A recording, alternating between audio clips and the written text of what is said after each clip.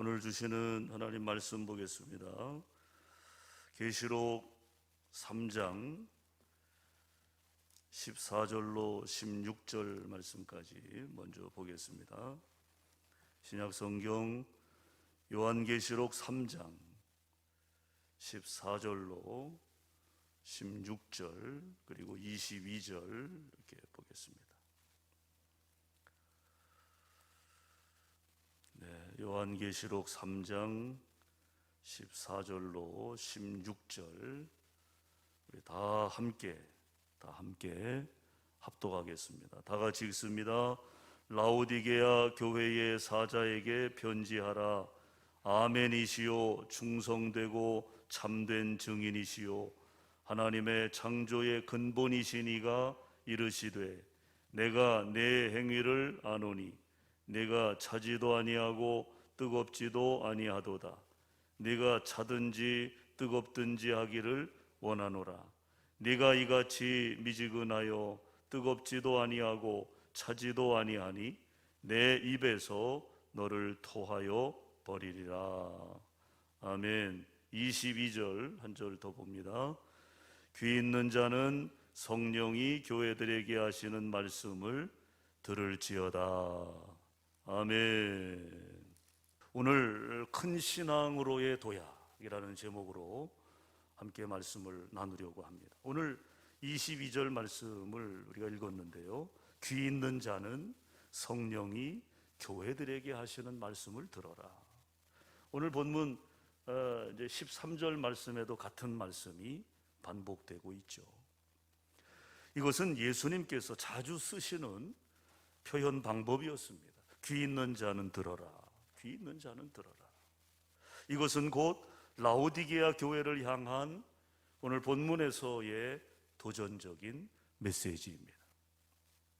당시 라오디게아는 현재의 지명으로 보면 지금 터키 땅이죠.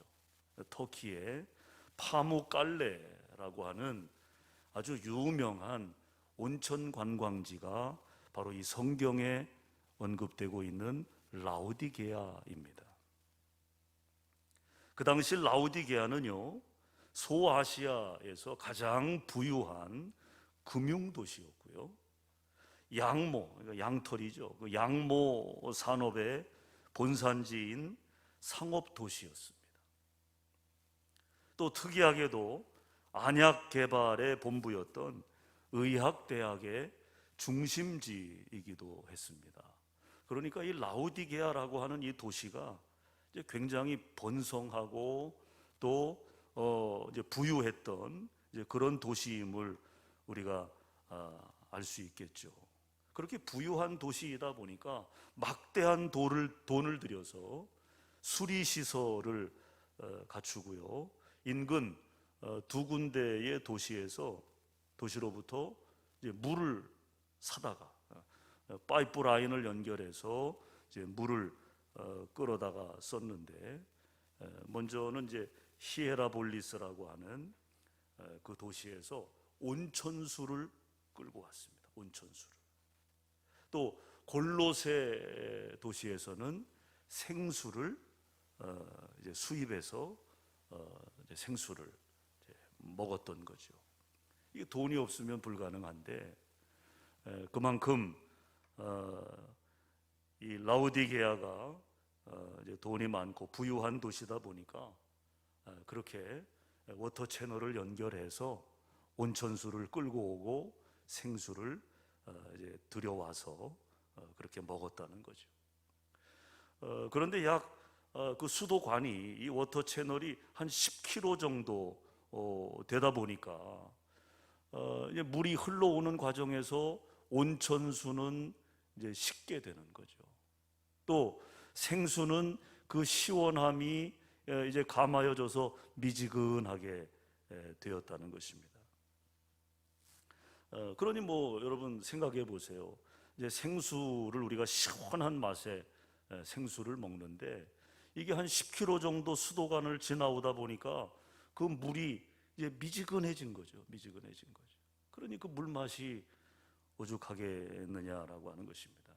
제가 어린 시절에 뭐 다 아마 여러분도 다 마찬가지셨겠지만 그 집 마당에 우물이 있었어요. 우물이 이제 이렇게 펌프해서 물을 끌어올리는 그런 그 펌프가 있었는데, 여름철에 이제 바가지로 물을 부어서 이제 마중물을 부어서 이제 펌프질을 하면 이제 물이 그 펌프를 통해서 이제 나오게 됩니다. 이거 완전 수동이죠. 뭐 수동 이렇게 펌프질을 이렇게 하죠.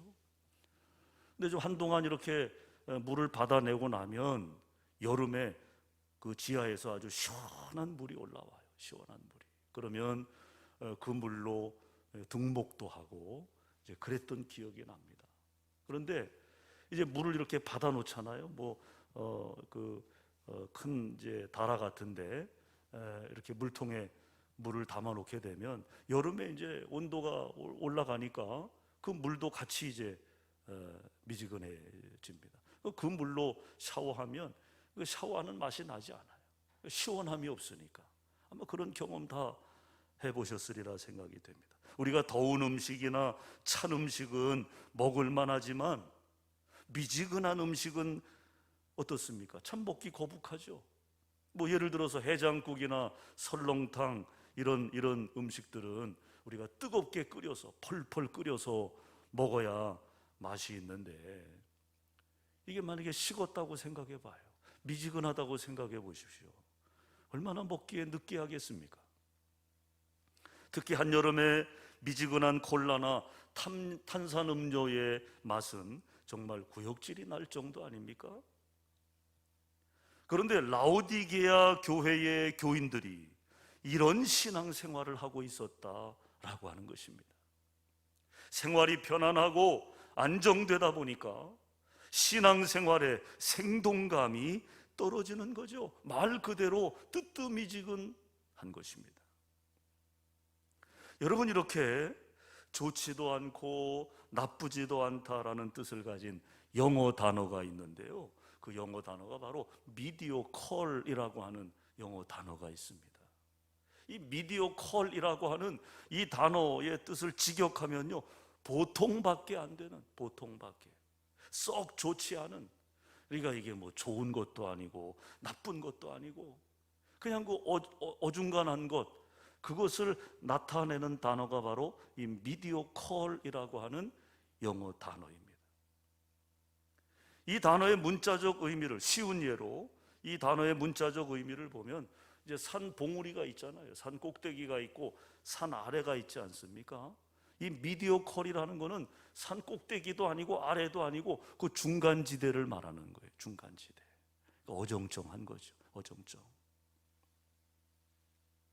사실 이것은요, 많은 그리스도인들의 영적 상태를 표현하기에 참 안성맞춤의 단어라고 봅니다.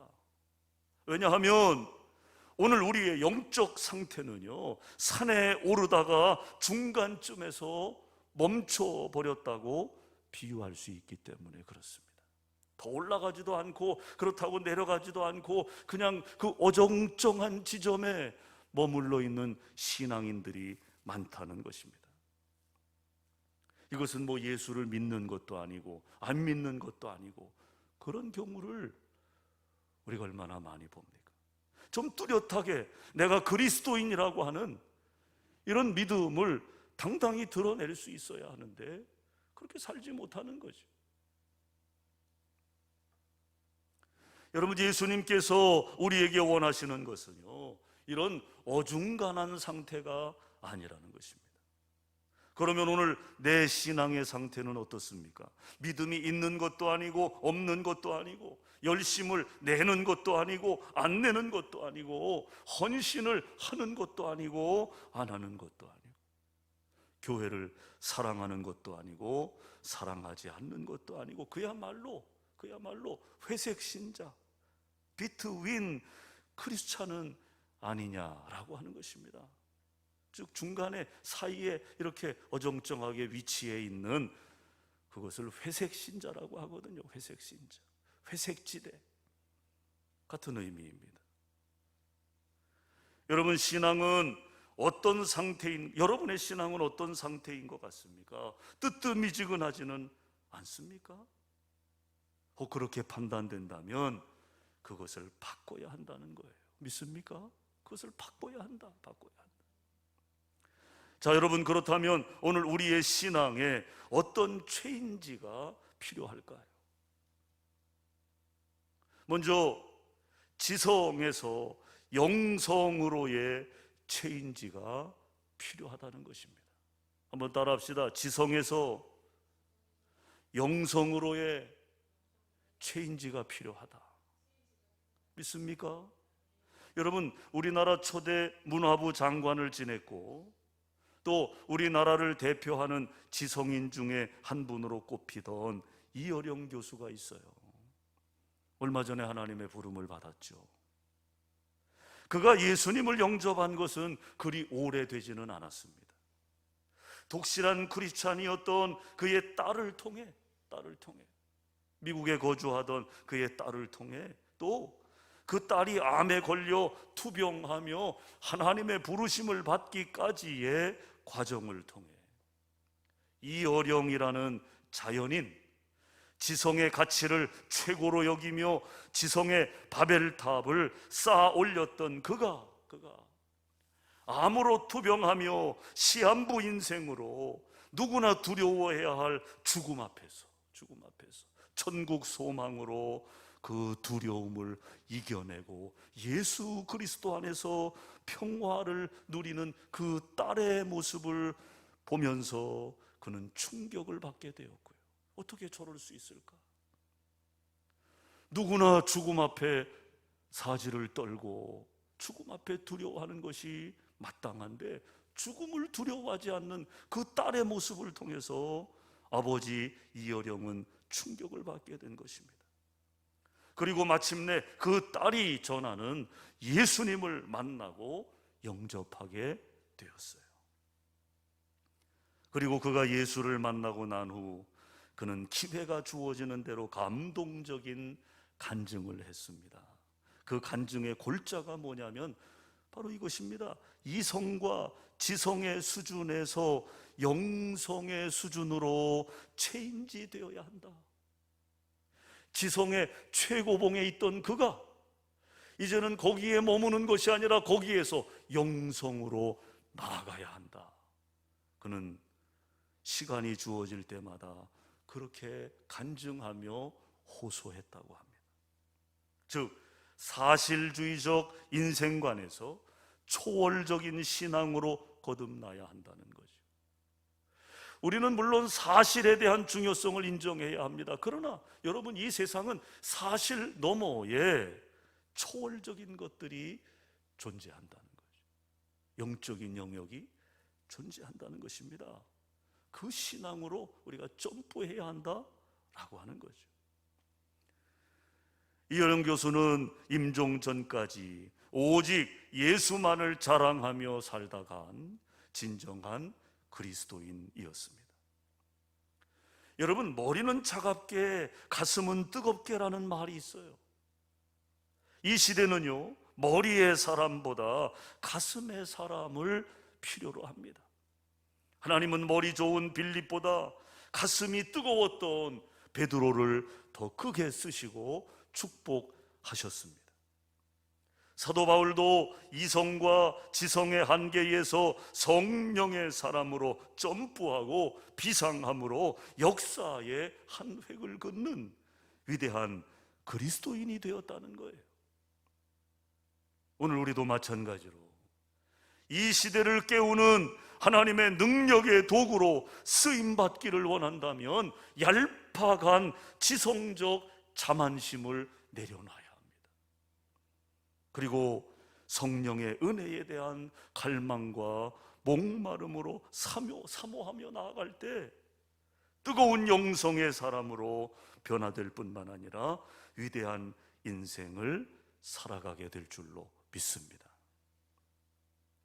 여러분, 영국 교회가요, 힘차게 부흥을 하다가 쇠퇴하게 된 근본 요인이 있습니다. 그 요인 중에 가장 큰 요인이 뭔 줄 아십니까? 바로 귀족적 신앙이었습니다. 이 귀족적 신앙, 그것 때문에 영국 교회는 위기를 맞게 된 거죠. 쇠퇴하게 된 것이죠. 소위 하이처치입니다. 고교회, 하이처치. 즉 상류층 의식. 이것이 예수 없는 신앙을 갖게 했다는 거예요. 그것은 현대 교회의 위기와도 맞물려 있다고 봅니다. 즉 오늘날 교회가 교회의 본질을 잃은 채 세속화되는 모습을 바라보면서 한 크리스찬 리더가 이렇게 지적을 했어요. 들어보십시오. 초대교회 성도들은 은과 금은 없으나 예수가 있는 신앙이었고, 현대교회 성도들은 은과 금은 있으나 예수가 없는 신앙생활을 하고 있다. 한 교회 리더자가 오늘날 현대교회의 상황을 바라보면서 이렇게 꼬집어 지적했던 것을 볼 수 있어요. 초대교회 성도들에게는 은과 금이 없었어요. 그러나 그들에게는 누가 있었습니까? 예수가 있었어요. 예수가. 그러나 오늘날 현대교회 성도들에게는 우리가 여러분 부족한 게 뭐가 있어요? 우리 안에 얼마나 많은 것들이 넘쳐납니까? 은과 금은 있어요. 그러나 예수가 없는 신앙생활을 하고 있는 경우들이 많다는 거죠. 알맹이가 없다는 거죠. 알맹이가. 여러분 그렇습니다. 오늘 우리도 물로 세례는 받았으나 성령 세례는 받지 못한 채 뜨뜻미지근한 신앙생활을 하고 있지는 않습니까? 그러므로 우리의 가치가 지성에서 영성으로, 이성에서 열정으로 체인지 되어야 한다는 것입니다. 성령의 은혜를 목말라 해야 한다는 거예요. 또 육신에 속한 자가 아니라 영에 속한 자로 부상해야 한다는 것입니다. 여러분 기억하십시오. 성령의 사람이 되어야 세상의 한계를 초월하는 삶을 살 수 있다는 사실을 말이죠. 사랑하는 여러분, 지성에서 영성으로 점프하시기를 주님의 이름으로 간절히 축원합니다. 그 다음 두 번째는요, 미온신앙에서 열정신앙으로의 체인지가 필요하다는 것입니다. 한번 따라 하시죠. 미온신앙에서 열정신앙으로 체인지 되어야 한다. 믿으시면 아멘. 자, 여러분 21세기 성공적인 기업을 이끄는 CEO 50명의 특징을 조사했더니요, 그들이 가지고 있는 가장 두드러진 공통점이 발견이 됐습니다. 그것이 뭐였냐면 바로 열정이었습니다. 열정. 기업을 이끄는 CEO, 성공적인 기업을 이끄는 50명의 CEO, 그들에게서 발견된 공통분모, 그것은 바로 패션, 열정이었다는 거예요. 열정. 그들이 만들어낸 기막힌 상품들은 다 그들의 열정의 산물이라는 것입니다. 열정이 없이 만들어진 것이 있습니까? 다 열정을 가지고 실패를 두려워하지 아니하고 계속해서 도전하고 또 도전했던 그 열정의 산물을 우리는 사용하고 있는 거죠. 그러므로 기술이나 지식보다 열심히 더 큰 일을 해낸다는 거예요. 더 큰 일을. 저는 우리 소태교회 성도들 마음속에 이 열심이 있었으면 좋겠습니다. 이 열정이 우리의 삶을 견인하는 그런 능력이 되었으면 좋겠어요. 여러분 그렇습니다. 우리가 평범에서 비범으로 도약할 수 있는 원동력은 바로 열정에 있다. 열정에. 고로 우리에게 무한한 열정만 있으면 어떤 일도 성공할 수 있어요. 성공할 수 있어요. 우리가 이스라엘 민족 이야기를 좀 해볼까요? 1948년 5월 18일 이스라엘의 독립이 이루어진 날입니다. 한 나라로서, 한 주권 국가로서 이스라엘 민족이 이제 어깨를 나란히 하게 된 날이죠. 그런데 이스라엘의 독립을 원치 않는 13나라, 아람 나라들이 연합군을 형성해서 세 차례에 걸쳐 이스라엘을 공격합니다. 그러나 이스라엘은 세 번이나 이 전쟁에서 승리를 거둬요. 1차 전쟁에서는 25일 만에 승리합니다. 2차 전쟁에서는 11일 만에 승리합니다. 그리고 마지막 3차 전쟁에서 6일 만에 이스라엘 민족은 승리를 거두게 됩니다. 그래서 6일 전쟁이라고 하는 그런 네임이 붙기도 했죠. 전력상 열세였던 이스라엘이 강력한 우위의 전력을 가졌던 아랍 연합군을 초전박살시켜서 세계를 경악해 했다는 것입니다. 여러분이 이스라엘 땅을 보면요, 지리적으로 우리나라 땅덩어리 가운데 제일 그 유사한 면적을 가진 땅덩어리가 강원도입니다. 강원도. 이스라엘 땅은 우리나라 강원도만한 땅이에요. 이건 그렇게 큰 땅이 아니죠. 좁은 땅덩어리. 당시 13개 나라 아랍 연합군의 규모가 놀랄 준비하시고 1억 6천만 명이었습니다. 그러니까 13개 나라가 이 이스라엘 민족 하나 때려잡자고 1억 6천만 명의 군인들이 포집을 한 거죠. 그에 비해서 또 놀랄 준비하시고 이스라엘 군 병력은요 267만 명밖에 되지 않았다는 거예요. 여러분 생각해 보세요. 이걸 우리가 비율로 따지면 100대 1 정도 됩니다. 100대 1. 그러니까 한 명이 100명과 싸운다고 생각해 봐. 이게 여러분 이게 싸움이 됩니까? 예? 아마 초등학생 100명이 저한테 만약에 달려든다 그래도 저 못 이길 거예요. 100명이 달려드는데 뭐 어떻게 이깁니까? 그런데 이 아랍 연합군 이 1억 6천만 명이 이스라엘 군 267만 명을 상대로 전쟁을 벌인 건데, 여러분 이 전쟁에서 어떻게 이스라엘 민족이 그렇게 승리할 수 있었느냐라고 하는 거죠. 당시 이스라엘에는 이 전쟁을 이끌었던 2명의 리더가 있었어요. 한 사람은 이스라엘 여자 수상이었던 골다 메이어였고요. 또 한 사람은 군대 총사령관이었던 그 이름도 유명한 모세 다이안 장군이었습니다. 이 다이안 장군은 뭐 아주 이스라엘 민족 내에서도 아주 영웅이죠, 영웅. 이 다이안 장군은 한쪽 눈이 없어요. 그 한쪽 눈이 실명된 시각장애자입니다.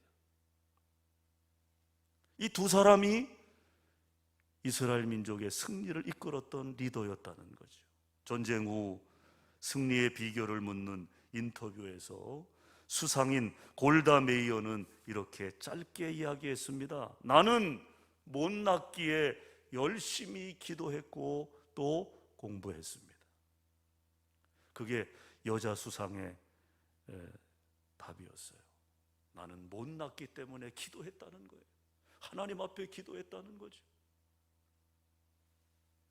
또 열심히 공부했다는 거예요. 어떻게 하면 하나님의 뜻을 이루어갈지, 이 나라 이 민족이 어떻게 이 전쟁에서 승리할 수 있을지 열심히 공부했다, 기도하고 공부했다는 거죠.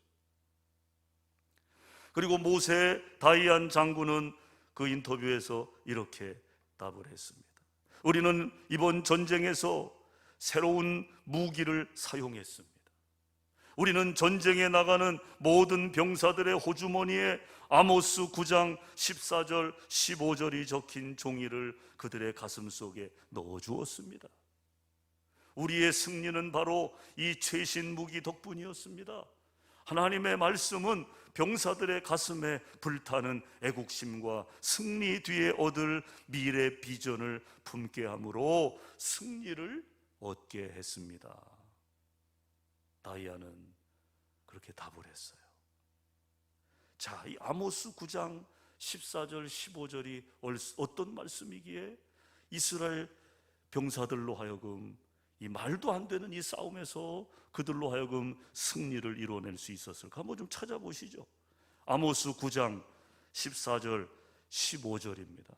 페이지 수로 1283쪽입니다. 성경 옆에 색인으로 암을 찾으시면 됩니다. 아모스 9장 14절 15절 한번 찾아서 우리 같이 읽도록 하겠습니다. 우리 다 같이 읽습니다. 내가 내 백성 이스라엘이 사로잡힌 것을 돌이키리니 그들이 황폐한 성읍을 건축하여 거주하며 포도원을 가꾸고 그 포도주를 마시며 과원들을 만들고 그 열매를 먹으리라. 내가 그들을 그들의 땅에 심으리니 그들이 내가 준 땅에서 다시 뽑히지 아니하리라. 네 하나님 여호와의 말씀이니라. 여러분, 이스라엘 민족이 승리할 수 없는 상황 가운데 놓인 이 전쟁에서 그들이 승리할 수 있었던 비결 바로 여기에 있습니다. 여기 하나님의 비전을 붙잡은 거죠.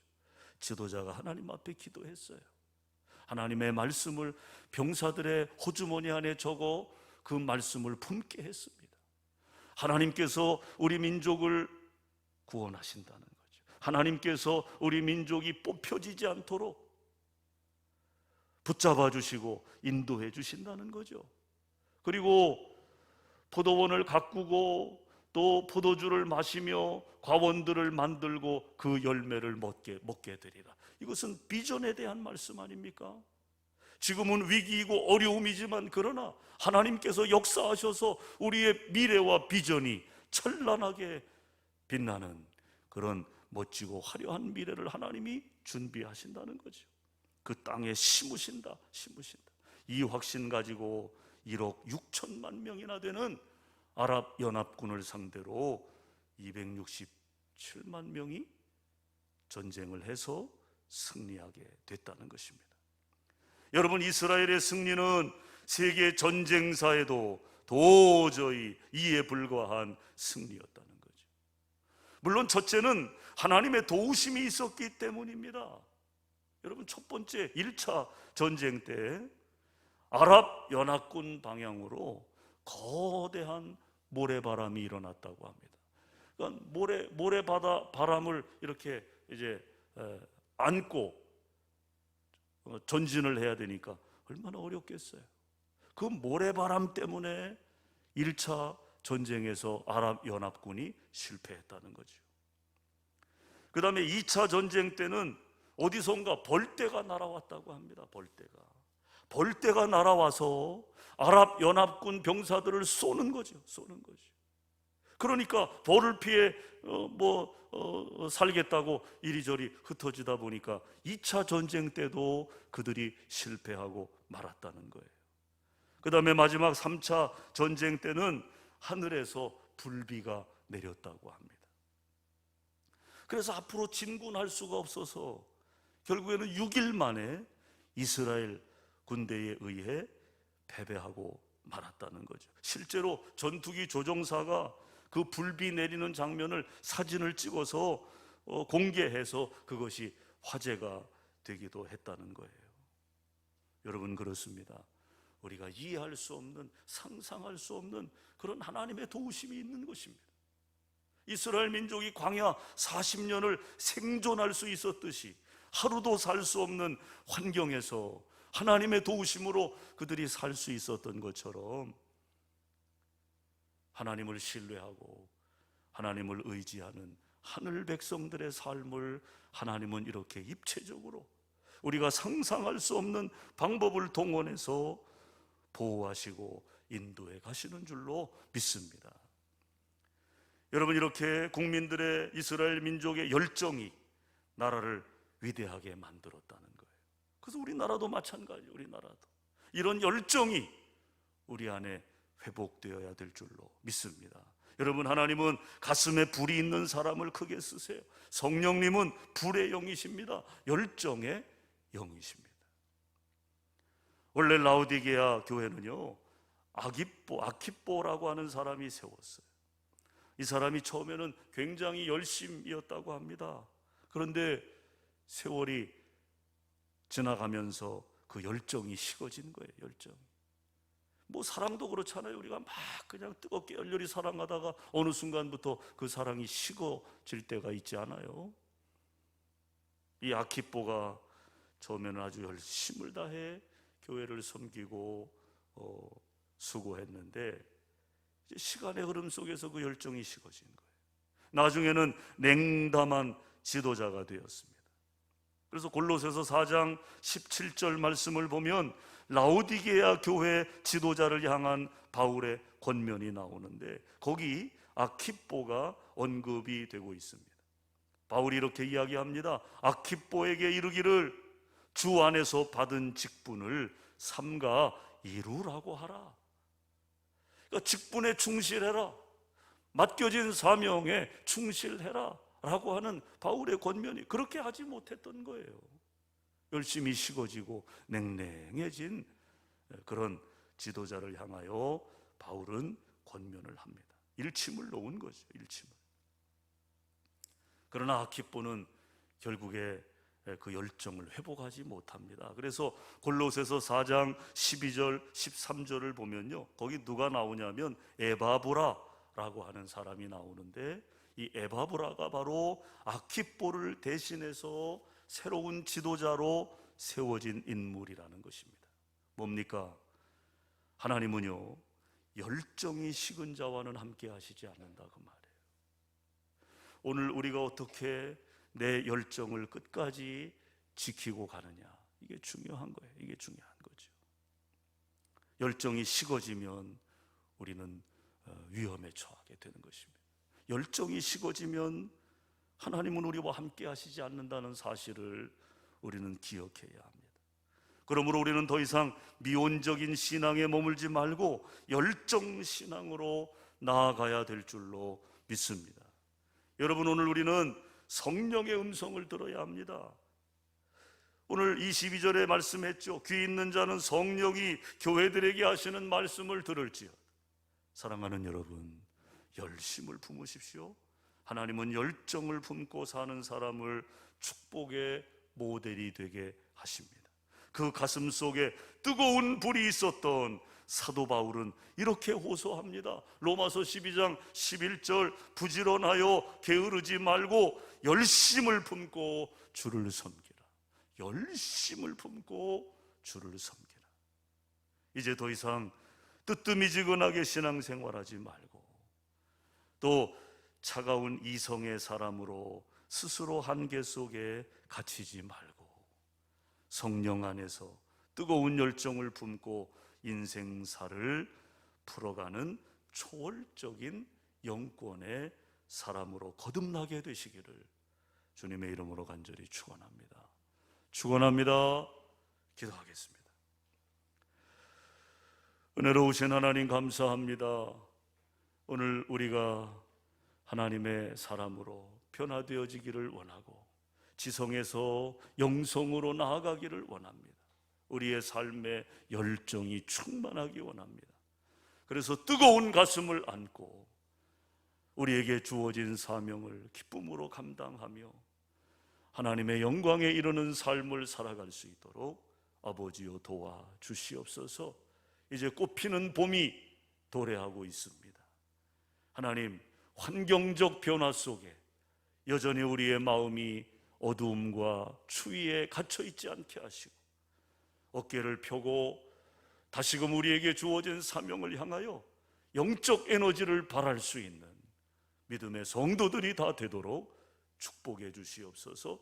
우리 교회와 성도의 가정이 하나가 되어서 하나님께서 부여하신 사명을 감당해 나가는데 혼연일체가 되어서 뜨거운 열정으로 나아갈 수 있게 성령께서 인도하실 줄 믿사옵고 예수님 이름으로 축복하며 기도하옵나이다. 아멘.